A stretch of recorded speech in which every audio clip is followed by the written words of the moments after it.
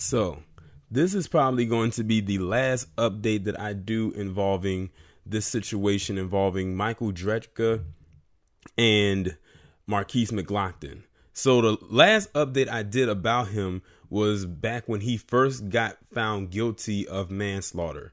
Now, a lot of people, including myself, were actually a bit shocked when we found out that he was even found guilty.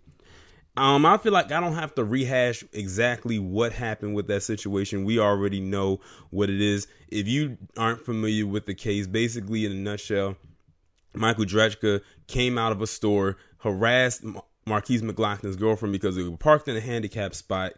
And then Markeis McGlockton confronted him. He pushed him away. Then Michael got his gun and shot Markeis and killed him. And this happened last summer, as a matter of fact. Well, the sentencing has come down, and Michael Drejka has been sentenced to 20 years in prison. He is currently now 49, which means if he gets out after finishing his sentence, he will be 69. Now, two things makes me wonder, not so much wonder, but assume as to why he was not found guilty, but received the sentencing that he got. One, he wasn't a cop. I have a feeling that if he was a cop, he probably would have gotten away with this or got a lighter sentence. Two, when he was in the courtroom, when he got found guilty, the entire case at the time that he was on trial, the judge described his demeanor as being very unemotional, not so remorseful. Like, he didn't seem apologetic for what he did. Like, he had this tone about him where he meant what he did and he didn't care.